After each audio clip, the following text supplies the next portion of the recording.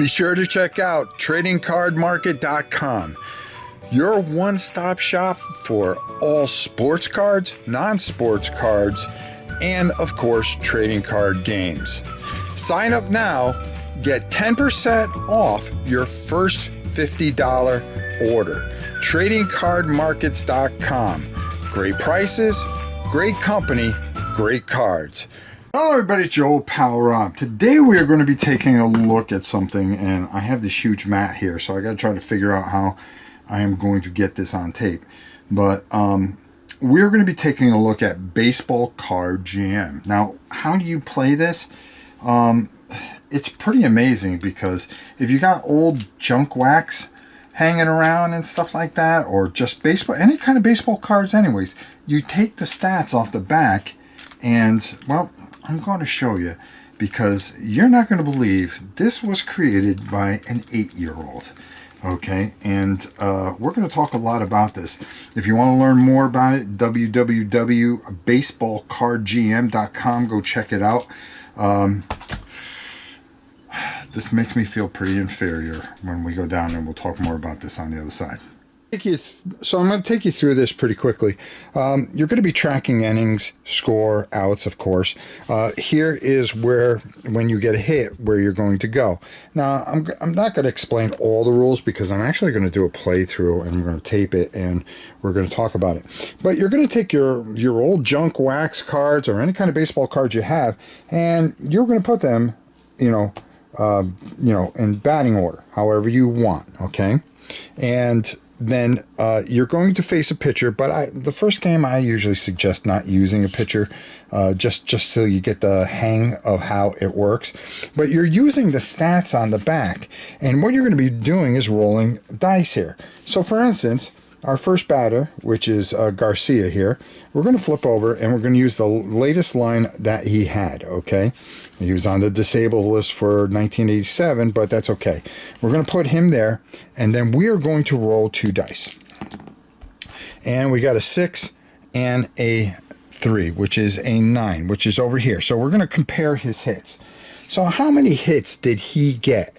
He got 119 hits, okay? For 400, what did he bat? Oh, he bat 281. That wasn't too bad. 119 hits. So we're going to compare that there. So if he had more than 130 hits, he would have K'd. But instead, he had less than 130, so he grounds out. So, well, guess what, folks? 1 out. Just like that, all right? So that's our first batter. So I usually leave him turned over. Then our second batter, we're going to roll for, okay? And we're going to get a 7, which is a 5 and a 2 on here, 5 and a 2, and we're going to compare his base balls, and it's Paul O'Neill when he played for the Reds. Okay, and let's see, well, Nashville, we're going to just consider his, we have a minimum at bats, okay, 160 at bats. So how many base on balls did he have? He had 18. So we're going to look at that, our 5 and our 7 there, and if he had less than, he's going to walk. So Paul O'Neill is on first base. There's 1 out, okay? Our next player, okay, is going to be Chili Davis. He's going to roll an 8, okay? And we're going to compare our 8, a 5 and a 3. He gets a hit. So how many hits did Chili Davis have in 87? He had 125. So did he have less than 100? No. Did he have greater? That's a K. That's a strikeout. It's 2 outs. Oh, man. Now, if I wanted Paul O'Neill to steal, I could have him steal. I would roll a die and compare his stolen bases, okay? If he was really good at stealing bases, we would take a roll, and it would be a safe roll, okay? So if he got a 1 or 2 and he only stole 9 bases, he would be safe, but in a 3, 4, or 5, he'd be out. So we could send him if we wanted to, but we won't. Chili Davis was up, okay? So now Billy Hatcher, okay? There's 2 outs. Let's see what happens here. 10. A 10. Okay, well, let's see. Either way, it's not going to be good. We're going to take a look at his RBIs. he had 63 RBIs. If he had, well, he had less than 20, that would be a ground out. But if he had greater, that is a fly out, and that's the third out, and that's the end of the inning. So you see where it works here. Now, if you were using the pitcher stats, anything in that area, you would look at this here, okay, and you would compare that. So it would be plus 20 or plus 20 or plus 10, depending to what you had, and it could make a big difference. And Tom Glavine, you would compare his wins and losses, and all his other stuff is ERA, which is very important. He had a 5.54 ERA in 1987. Wow, I didn't know that. Okay, so that would change the sides, and then it would be the other side, and of course we would have Billy Hatcher, and we would put everybody back and know that Billy Hatcher was the last guy up at bat. And you would play these innings, and they go pretty quickly. So and the top of the first. So now we would be the bottom of the first, and we would keep on going until we play 9 innings and somebody wins. It's not as easy as you think. And then you can only have pitchers. Pitchers may only be used for as many innings as their innings pitched. So you would compare that. So depending on how many innings pitched, that's how long you could do. And then you would have somebody in your bullpen that you're going to at least change out one pitcher playing. And again, like I said, the ERA, if it is less than 2.5 or walks, there are certain things, then you're going to compare all these things, and you're going to do certain things here that are going to help you out. But I tend to play without the pitchers for a little bit because I'm really interested. Also, another little thing here that's really neat is on ground outs. If you got a guy on first, you're going to cause a double play automatically. There's no triple plays. If there's a guy on second, if there's a ground ball, he's going to move up, okay, one base. And also, if there is a fly out and somebody's on second, he'll go to third. If he's on third, he'll come in for a run. So they will tag up on fly outs. And there's all kinds of different variables here and things like that. And I've had a lot of really close games, and I've got to admit, this is absolutely brilliant. So let's go up top and get my final thoughts on Baseball Card GM, and then we're going to be playing a couple of games that we're going to do over the holidays in the next week or so, and I think you'll really like what we're doing because we're going to open up some of these packs, and we're going to try to draft a couple teams and have some fun. All right, my friends, let's head up top and get my final thoughts. So I've played a few games of this, and I've got to tell you, holy baloney, this is something else.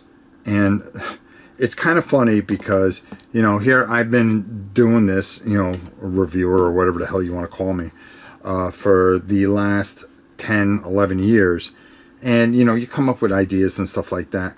But this really, really works. And the thing that I found that works the best for me is what I really enjoy is there's like 5 different ways that you can do this. Number one, you can have a draft, which, okay, you have a draft with a friend. But what I like doing is making teams, okay, and what I've started is a league, okay. And what you do is you play that league, and you don't play 100 games. This takes you about a half hour, like I said, and you play them out, and then the top 2 teams in each division move on, and and it's been a lot of fun. I've gotten about 8-9 games in, and some have been a blowout, but a majority of them have been pretty close, and I've been surprised at how well this works. I love this mat. The only thing I think I would like to see different on this is these. Maybe make them baseballs, plastic baseballs, but that would cost money. Or just change the color on them or something.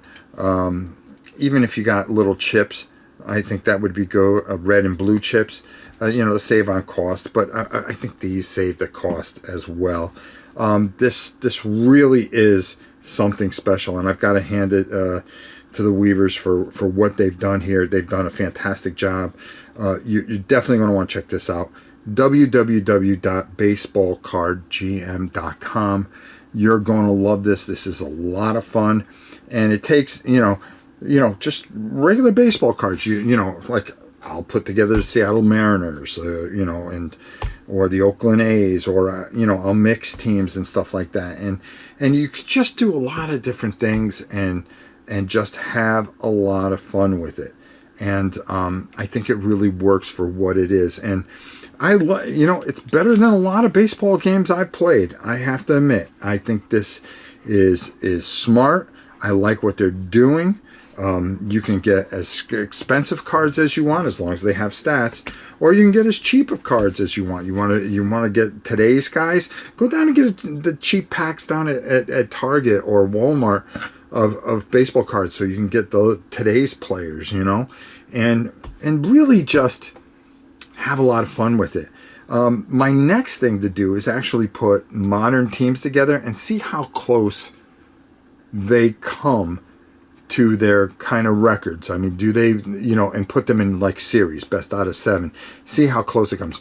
What about Toronto and, Toronto and Seattle again?